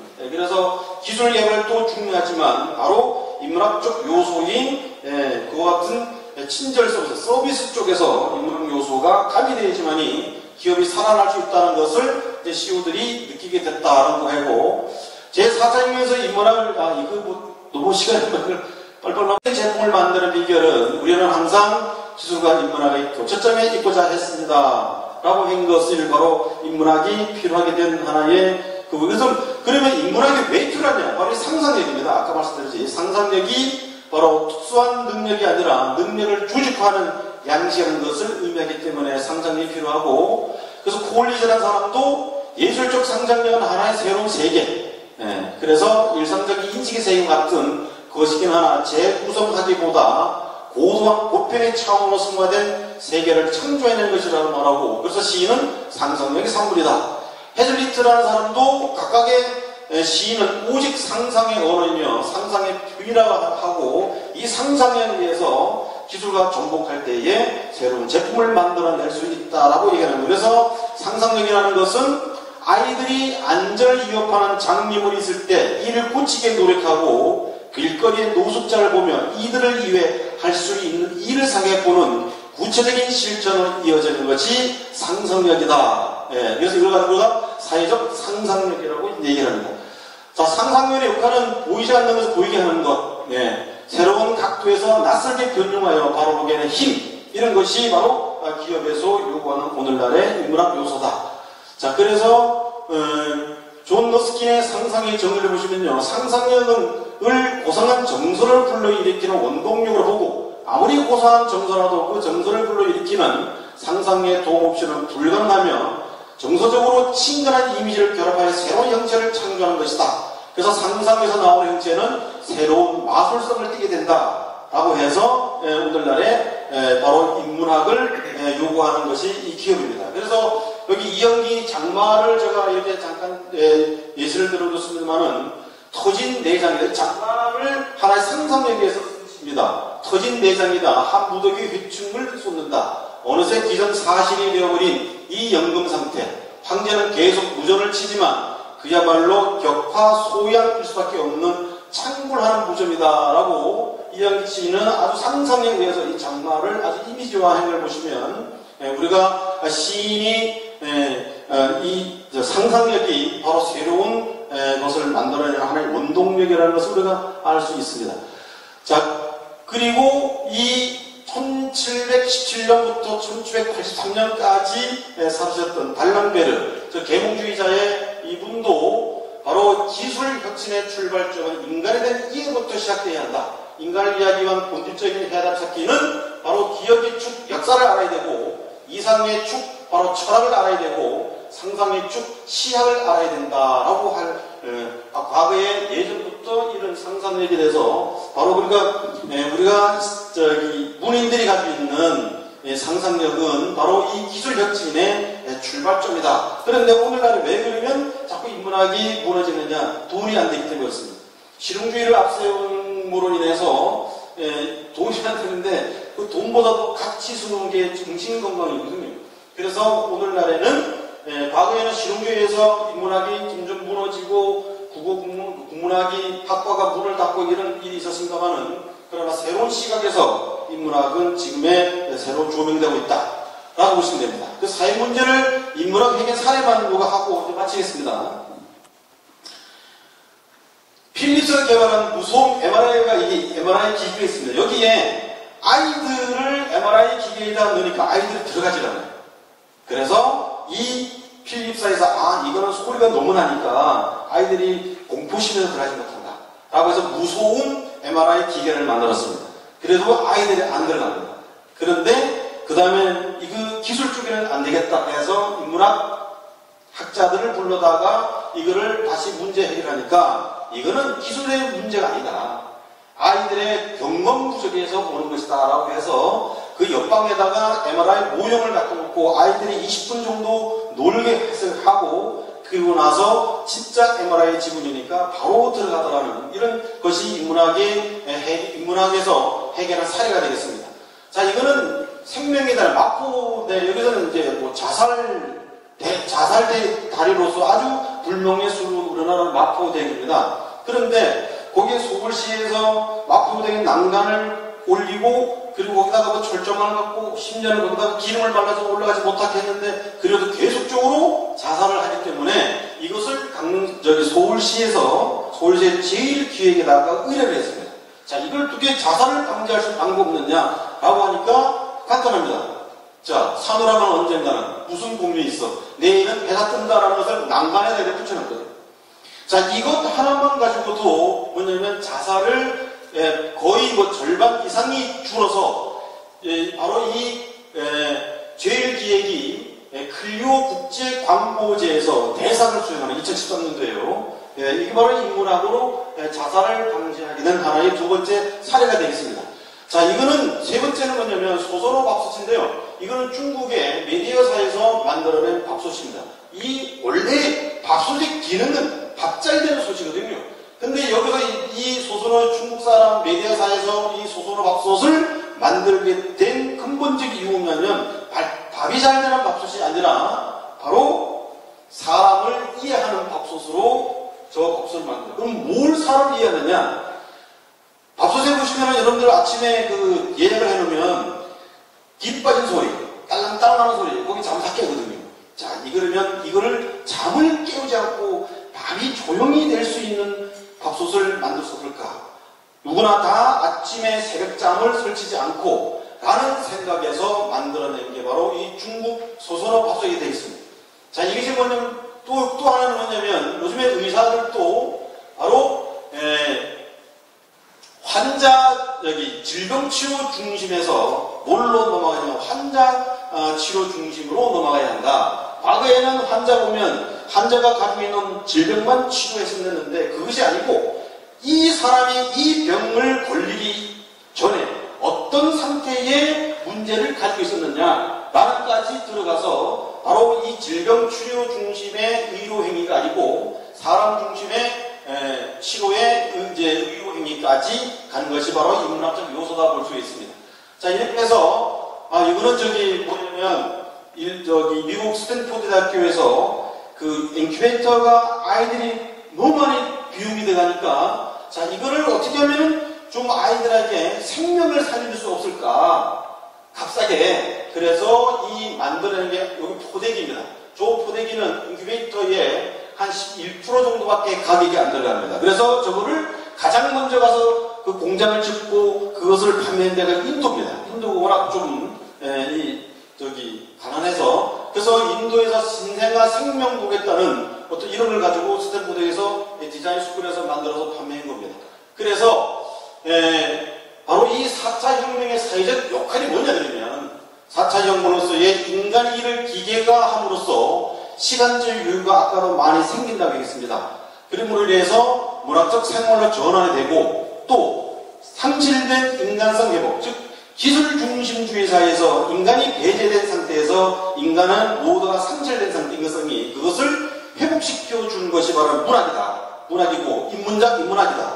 그리고 기계 중심에서 인간 중심의 사회로서의 제품으로서의 필요성이 되고 새로운 제품 개발에서 기술의 한계성, 한계점. 그러니까 기술만 가지고는 더 이상의 새로운 제품을 만들어낼 수 없다라는 이와 같은 한계점을 극복하기 위해서는 인문학이 필요하다는 것은 바로 아까도 말씀드린 바와 같이 스티븐 잡스나 빌 게이츠라든가 이런 사람들이 이미 앞서서 말한 바가 있습니다. 그래서 이와 같은 인문학적 요소에 필요로 하는 것은 아까 말씀드렸지만 바로 인간으로 전락해가는 바로 상실되는 인간성 회복의 가장 큰 문제고 아까 또 좀 전에 말씀드린 것과 마찬가지로 기계 중심에서 인간 중심으로 가는 이와 같은 필요성이 되던 이런 문제점을 해결하기 위해서는 인문학이 굉장히 필요하다. 그래서 제가 이 뒤에 많은 어떤 실업의 문제 또는 이데일 올리기 문제 또는 자연 환경의 문제 이런 문제들을 어떤 작품들이 해결을 하고 있는가. 예를 들면은 자연 생태계는 최성우 씨의 공장지대라는 게 있습니다. 그걸 한번 읽어보시면 이런 문제들이 우리가 문학인들이 해야 할 역할임을 알고 있습니다. 그 뒤에 가시면 다 이렇게 작품을 가지고 해놨는데 마지막으로 제가 말씀드린 거는 아프리카에서 아프리카 오카방고에서 4년간 실험의 결과입니다. 이게 뭐냐면 야생동물을 보호하면서 육식동물과의 공정비용 절감한 사례인데요. 이 소가 사자들한테 공격을 받아가지고 굉장히 많이 죽어요. 그래서 이거를 어떻게 소들이 안 죽을 수 있는 방법이 없을까라고 하다가 결국에는 연구한 끝에 이 소 엉덩이에다가 전부 다 뭘 그렸습니까? 눈동자를 그려놨죠. 저 눈동자를 그려놓으니까 14개의 물이 2061마리 대상으로 이루어졌는데 그 결과 4년 가까운 기간에 큰 눈 그림을 가진 소 683마리는 사자 공격으로 죽은 개체가 없었고 그 반면에 그림 없는 소는 835마리 중에 15마리가 희생됐다는 겁니다. 이게 바로 뭐냐면 인문학에서 해야 할 역할이라고 말씀드리면서 시간이 다 돼서 마치겠습니다. 감사합니다. 네, 시간을 거의 맞춰주셨습니다.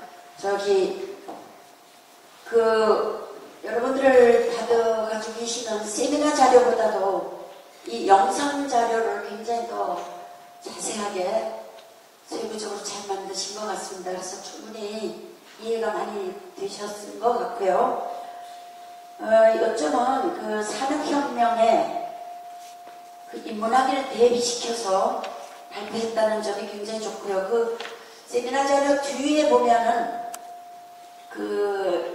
1차, 2차, 3차, 4차까지 산업혁명과 관계되는 시들을 특히 4차에다가 포인트를 맞춰서 시들을 예시를 해놨어요. 그러면 그렇기 때문에 굉장히 시문학 혹은 예술문학의 이해가 잘 가리라고 생각되기 때문에 각자 모두 세미나 자료를 잘 봐주시면 좋겠습니다. 그리고 제가 들으면서 느낀 것이요. 결론이 결국 아무리 산업이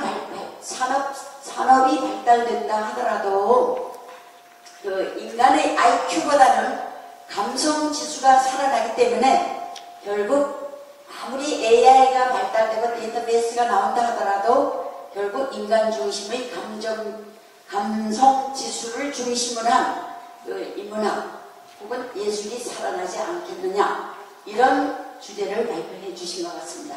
감사합니다. 수고하셨어요.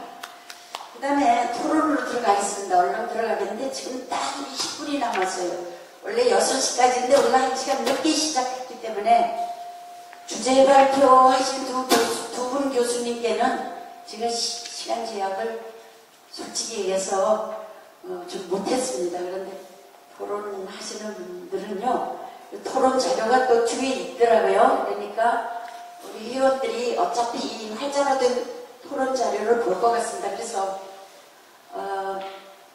되도록 두 분께서는 10분 안으로 해주시면 고맙겠습니다. 죄송합니다. 많이 준비했는데 우선 최동호 교수님 주제 발표에 대한 그 토론을 최종환 토론자께서 해주시면 고맙겠습니다.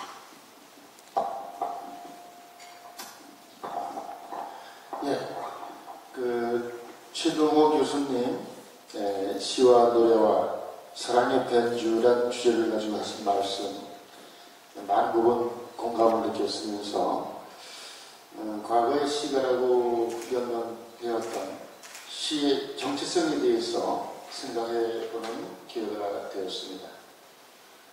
그 시가처럼 과거에 운율, 음색을 가진 그러한 시의 원형이 현재 이르러서는 어떤 활자 매체로만 이렇게 음악성을 배제를 한 채 존속되어진다라고 할 때 선생님께서 몇 년 동안 이어오신 시를 노래로서 부르는 시노래 그러한 운동은 상당히 의미 있는 활동이라고 생각을 합니다. 그런 차원에서 제가 아까 말씀하셨던 것 중에서 우리 트롯 문제, 우리 대중가요 중에서 이제 요새 우리 사회에서 폭발적으로 유행하는 트롯에 관한 문제를 좀 질문을 해보겠습니다. 대중가요의 한 유형이죠. 그러니까 트롯이라는 어떤 장르와도 그러한 노래의 형태라도 우리 시가 어떤 결합을 통해서 시 노래로서 확산할 수 있는 그러한 가능성이 있는가를 묻고 싶습니다. 우리 트롯이라는 장르는 사실 정형화된 리듬, 특히나 오음계, 그 다음에 한국 민요의 영향을 받은 특유의 떠는 창법, 이러한 특색을 가지고 이제 민중의 사랑을 받고, 그 다음에 그 기저에도 우리 전통의 정서와 또 시적인 감흥이 내재가 되었다고 봅니다. 그래서 우리 K-팝이 빌보드 차트에서 그러한 성적을 거두고 그렇게 유명한 그러한 전 세계적으로 스타가 탄생했던 그 기저에도 어떤 기존의 우리 전통적인 트롯의 영향과 또 무관하지 않다라는 생각이 들어요. 그래서 물론 선생님께서 말씀하신 좀 어떻게 보면은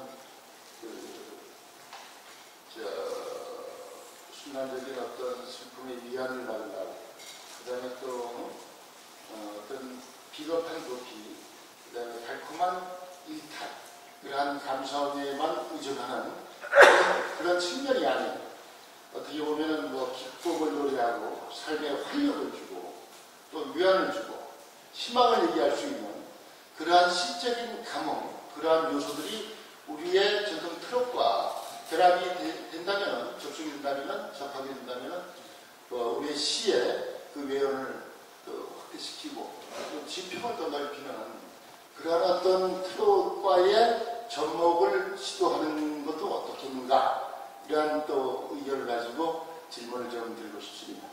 선생님.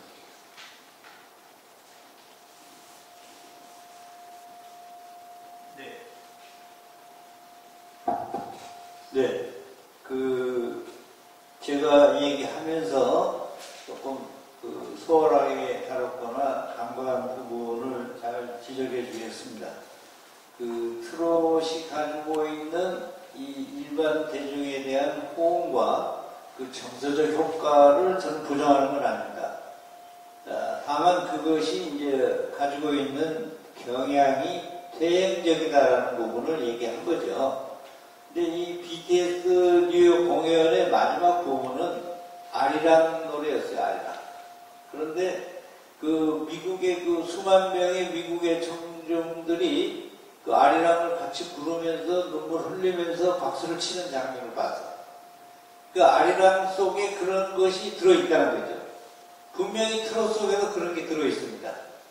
그것을 어떻게 발굴해서 어떻게 이제 발전적인 미래지향적인 것으로 가느냐, 이것이 이제 하나의 과제다라는 말씀을 드린 것이죠.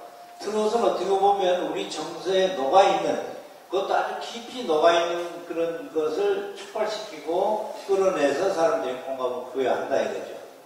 근데 이제 지금 유행하고 있는 것은 소위 그 유행가 쪽에 더 많이 공감하는 것 같고 거기에 또 더 많이 빠져드는 것 같은 그 부분을 저는 지적을 한 것입니다. 그것의 그 노래로서의 그 트롯이 가지고 있는 감흥이나 위안이나 그 달콤함이 우리의 삶에 전혀 필요 없다는 건 아닙니다. 필요하죠. 그러나 그 필요한 것을 딛고 넘어서서 한 단계 더 높이 나가고 더 멀리 나가자는 얘기죠. 김소월의 진달래 꽃을 보더라도 거기에는 아픔이니 사랑이니 눈물이니 뭐 하는 눈물도 있지만 그냥 눈물이 아니라 아닌 눈물을 하고 있다는 거죠. 그리고 자신의 아픔을 진달래 꽃을 지질러 밟고 가는 인물 발걸음을 통해서 얘기하고 있다는 거죠. 그래서 트롯이 보여주는 누구나 다 알 수 있는, 누구나 다 느낄 수 있는 직설적인 감정의 토로가 한층 높아지기를 바란다는 그런 소망도 포함되어 있습니다. 지금 말씀하신 선생님의 지적사항은 제가 이제 조금 더 구체적으로 생각해서 구현하면 좋을 것 같다. 이런 생각이 듭니다. 네. 예, 교수님의 심도 있는 답변 감사드리겠습니다. 네, 감사합니다.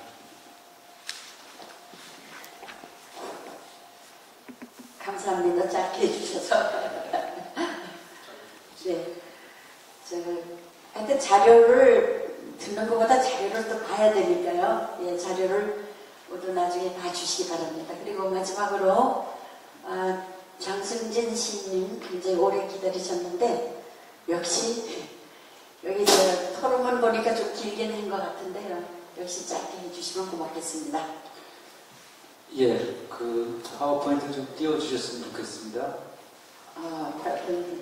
예, 이번 그 강원문협에서 마련한 그 세미나의 주제가 문학의 현실과 발전 방향이라고 하는 주제입니다.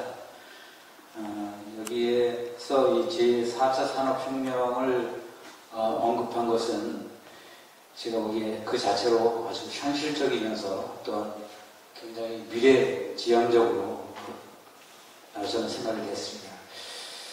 어떤 분야인가를 막론하고 이 거대한 그 변화의 소용돌이 속에서 우리는 있을 수밖에 없고 또 이 소용돌이 속에서 살아남아야 되겠죠. 그러기 위해서는 우리의 좌표 위치를 정확하게 인식하는 것부터 시작을 해야 되지 않겠는가 하는 생각을 했습니다.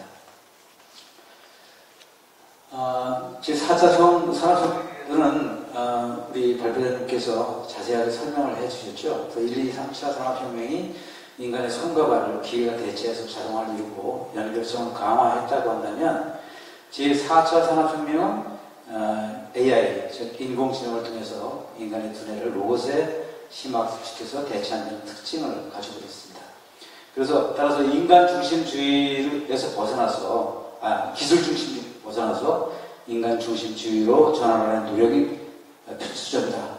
또 이런 그 초연결, 초지능, 초융합 기술 중심 사이에서 소외된 인간성 상실 등에 관심을 기울이려고 하는 것은 상당히 고무적이다 이렇게 저는 생각이 됐고요. 또 발표자께서 발표 원고에서 이 산업혁명에 안겨진 어떤 사회 문제와 인문학의 관계, 또 여기서 발생되는 어떤 그 사회 문제를 인문학적으로 어떻게 해결할 것인가, 이런 문제, 그 역할을 많이 말씀을 하셨어요. 그래서 저도 이에 대한 몇 가지 시사점과 문제점을 살펴보고 또 문학의 발전 방향에 대해 고민을 함께 나눠보고자 했습니다. 많은 일자리가 사라진다고 그랬죠. 아까도 언급이 있으셨습니다. 미래학자들은 향후 20년 동안 47%의 직종이 사라지고 현재 직업의 65%가 더 이상 존재하지 않을 것이다. 이런 얘기를 했습니다. 의사, 변호사, 회계사 이런 전문 직종으로부터 서비스 업종, 단순 업무까지 미치지 않는 분야가 없다고 얘기합니다. 요즘 코로나19로 사람들 간의 거리두기, 비대면이 강조되면서 이 현상은 더욱 가속화될 것으로 지금 얘기가 되고 있습니다. 우리가 지금 학생들에게 미래 직업에 대한 진로 교육을 하고 있는데 사실은 이것도 굉장히 빠르게 변화되어야 되고 또 이 학생들이 나와서 어떤 직업을 택할 것인가. 현재 있는 직업은 거의 없다고 봐도 과언이 아닐 것 같습니다. 그리고 이 인문학으로 사회 문제를 해결 가능하다. 그리고 여러 가지 예를 보여주셨습니다. 상상력과 통찰력에 대한 말씀도 하셨습니다. 제가 어디에서 읽은 거로는 그 도회지의 한 그 모퉁이에서 봄날이었답니다. 거지가 아니라 그 눈이 안 보이는 분이 I am blind. 저는 눈이 안 보입니다. 이런 팻말을 들고 앉아서 이렇게 오가는 사람들한테 돈을 이렇게 요청하고 있는 장면이 있었답니다. 근데 한 시인이 지나가다가 자기가 그 던질 동전도 없고 그래서 그 팻말을 뒤집어서 거기다가 이렇게 써줬답니다.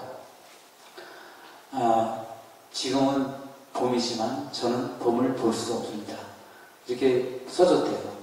그러니까 많은 사람들이 지나가면서 그 문구를 보고 많은 동전을 던져서 줬다라고 하는 얘기를 들었습니다.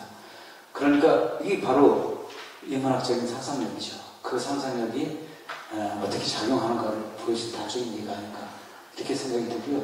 이 인문 기술 융합적 기술 혁신이 바로 사회 문제를 해결하고 그리고 인문학적인 연구와 통찰이 얼마나 중요한가 하는 것을 보여준다고 생각됩니다. 인간 소외, 그 다음에 인간성 상실, 여기 이것이 문학의 어떤 역할을 할 것인가. 여기에 대해서 우리 많은 예를 작품으로 직접 보여주셨습니다. 이 작품 한번 읽어보시고요. 이 인간 소외나 인간성 회복을 주제로 다룬 작품들 굉장히 많죠. 그런데 이 어떤 분은 코로나 바이러스로 집콕 생활을 하면서 이 프란츠 카프카의 변신, 이것이 인간 본연의 불안과 소외에 대한 상징적인 소설로 새롭게 일으켰다. 뭐 이런 이야기를 읽은 적이 있습니다.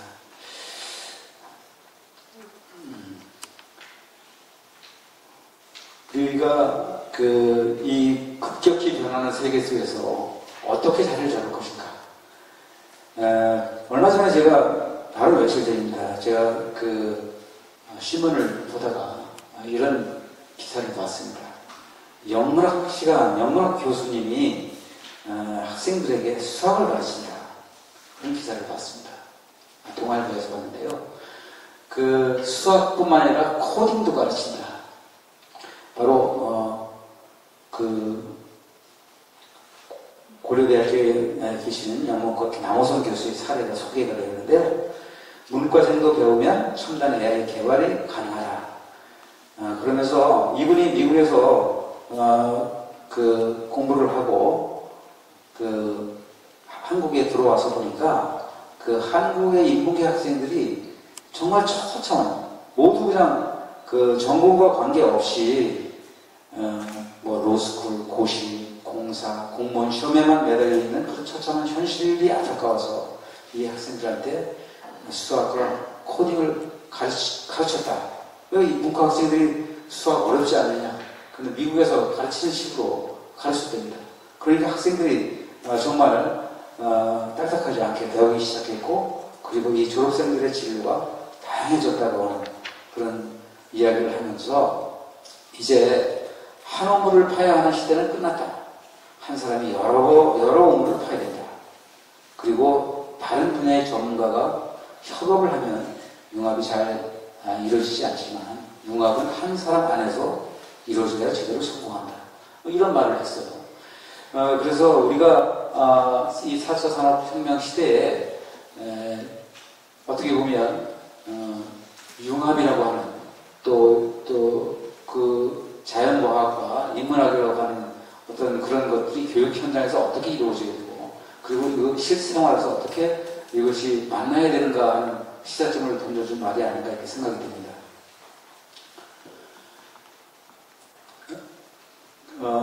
우리가 보통 그런 얘기를 하죠. 이 새로운 시대, 이 새로운 시대에 이제 인공지능 인사가 진료를 하고 바리스타가 커피를 내리고 기자가 스포츠 기사를 작성하고 소설을 쓰고 소설도 이 소설 봉지능이 있어가지고 문학상이 인과하는 사건이 일어났었죠. 그리고 하여튼 뭐 작곡을 하고 이런 세상이 됐어요. 그러니까 이 인간의 고유 영역이라고 여겼던 것들이 지금 무참히 깨지고 있는 일들이 벌어지고 있습니다. 이세돌과 커제가 알파고에 패한 것처럼 그렇다고 예술의 영역이 인공지능에게 완전히 넘어갈 것인가? 아니라고 하는 거죠. 그것을 우리는 문학이라고 하는 장르, 인문학이라는 장르에서 지켜나가야 된다고 하는 겁니다.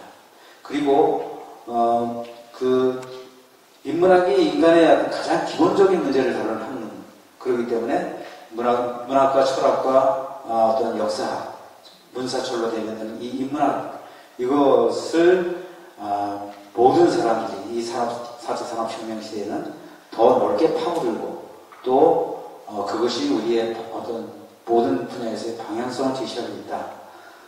창작 활동을 하는 문인들도 어느 때보다 또 다양한 분야에 대한 학습과 또 협업 이런 걸 통해서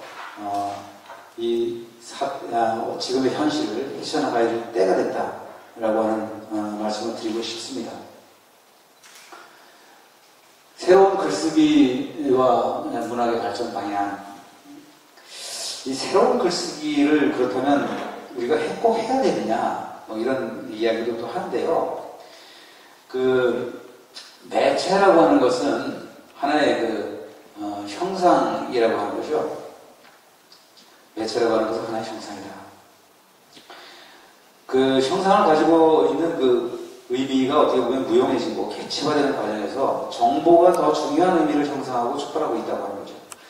기존의 주체와 형상들의 범위를 재정의하는 것이 필연적인 과정이다라고 했습니다. 그러니까 특히 한국 문학에서는 기존의 형상을 구축하는데 제공된 어떤 의미, 그런 것이 너무 이렇게 개토화되어 있다. 어떻게 보면 전부 나눠져 있고, 개토라고 하는 것은 이렇게 따로 떨어져서 정리된 그런 상태로 있는 거죠. 거기에 이렇게 어떻게 보면 빈민가라든가 이런 식으로 그런 쪽에서 헤어나지 못하고 있는 거죠. 그렇게 갇혀 있기 때문에 그것이 발전되는 게 아니라 퇴보하는 거죠. 그렇지만 그 규정된 그 범위 바깥에 존재하는 문학과 글쓰기, 방법론 이런 것들도 관심을 기울일 필요가 있다. 역사적인 시각으로 발표봐도 그렇고요. 그리고 현재 이루어지고 있는 어떤 사실들을 봐도 그렇다고 하는 거죠. 그러니까 배제되고 또 소외된 것들에 대한 어떤 관심, 그런 글쓰기에 대한 관심도 함께 가져야 될 것이다. 또 바깥에 있는 계보 그런 것들도 끌어들여서 우리가 해야 된다. 뭐 SF라든가 추리소설, 로맨스 같은 장르들 또 그런 장르들도 우리가 적극적으로 끌어들여서 발전시켜야 되고요. 그리고 또 기존의 장르 문학이라고 일컬어졌던 어떤 정보들이 그 하나의 이야기 단위도 존재하지 않고 분화되어서 데이터베이스로 소비가 되는 시대이기 때문에 문장도 변하고 있고 이야기 구조도 변하고 있고 또 그것을 생산하고 소비하는 형태도 지금 변하고 있습니다. 그래서 지금 뭐 문자 형태도 막 젊은 분들은 변화를 하죠. 조어의 생성을 갖다가 이전에 그 은어라고 우리가 썼던 것들 그것들을 지금 아주 재미있게 지금 변화해서 쓰고 있는데 이런 이야기를 한번 들어보셨는지 모르겠지만 야민정음이라고 하는 말이 있어요. 저 지금 보시면 알겠지만 훈민정음하고 이렇게 대비해서 야민정음이라고 부르는데 이 한글 장어를 그 모양이 비슷한 것으로 이렇게 바꿔서 단어를 다르게 표현하는 그런 인터넷 밈이다. 이렇게 네이버 사전에 나와 있어요. 그래서 왜 야민정음이라고 했느냐? DC 인사이드라고 하는 그 야구 갤러리에서 이게 처음에 유행이 되어서 그 야자를 써가지고 야민정음이라고 바꿨다 그래요. 하여튼 여기 지금 사진에 나옵니다만 그 훈민정음의 그 어떤 자모를 이렇게 희한하게 바꿨어요. 재미있기도 합니다. 어떻게 보면 뭐 명작이라고 하는 명자를 쓸 때 명작의 그 명작 미음자를 표시할 때 이걸 어떻게 보면 쓰는 순서에 따라서 띵자처럼 보이죠. 그래서 이 띵자리라고 해요. 띵자. 그리고 뭐 멍멍이를 댕댕이라고 그러고요. 귀엽다의 귀자가 어떻게 보면 커자처럼 보이지는 않지 않습니까? 커에 없다라고 그러고요. 실제로 그 팔도 비빔면이라고 하는 회사에서 이 야민정을 이용해서 실제 그 상품을 만들었었어요. 팔도 비빔면을 괄도 내냄 띤 이렇게 바꾸기도 했었습니다. 그리고 급식체라고 하는 말도 요즘 나오죠. 급식체라고 하는 것이 급식을 먹는 학생들, 저도 이 바람에 이제 공부를 좀 했는데요. 중고등학교 학생들이죠. 그 학생들이 쓰는 그들만의 고유한 뭐 언어라고 그럴까요? 그런 겁니다. 저기 만화에 있는 것도 일종의 급식체인데요. 급식체가 나오니까 또 그 급여체라고 하는 것도 급여체도 있다. 급여체라고 하는 사람들, 직장인들이죠. 직장인들이 쓰는 또 일종의 언어죠. 그런 것들도 나와 있고 그렇습니다. 어쨌거나 이런 방식들, 그 다음에 이런 어떤 이런 것들이 굉장히 지금 뭐랄까요, 변화를 겪고 있어요. 옛날에 우리가 생각지도 못했던 방향으로 지금 변화를 겪고 있습니다. 그리고 독창성이라고 하는 개념도 새롭게 정의될 필요가 있다고 생각이 드는데요. 한 사람의 고유한 영역이라는 틀이 어떤 부분에서는 깨질 필요도 있지 않느냐. 요즘 새로 시도되고 있는 여러 작가의 협업에 의한 드라마 대본. 지금 드라마 대본이 한 사람이 쓰지 않아요. 한 서너 사람 이름이 딱 나옵니다. 그런 것들. 또 이걸 콜라보 글쓰기라고 하는 것으로 시도되어 볼만 하지 않겠는가.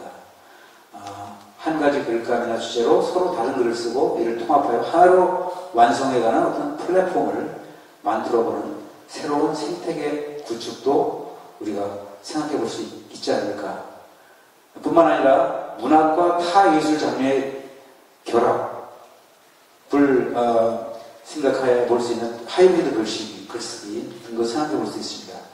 아까 최동화 교수님께서 시는 음악이다. 이게 음악으로 이렇게 해서 정말 그 감동을 줄 수 있는 그런 쪽을 소개를 해 주셨습니다. 마찬가지죠. 그래서 우리가 시와 음악, 또 시와 사진, 벌써 오래전부터 디카시라고 하는 장르가 생겨났어요. 디지털 카메라 사진 한 장과 거기에 붙인 시가 하나의 장르처럼 이렇게 유행을 하기 시작하고 있고요. 또 많은 동호인을 거느리고 있습니다. 또 아까 우리가 시낭송 대회를 열었지만 시낭송이라고 하는 하나의 장르가 지금 굉장히 빠른 속도로 퍼지고 있는 것도 옛날하고 달라진 풍경이라고 생각합니다.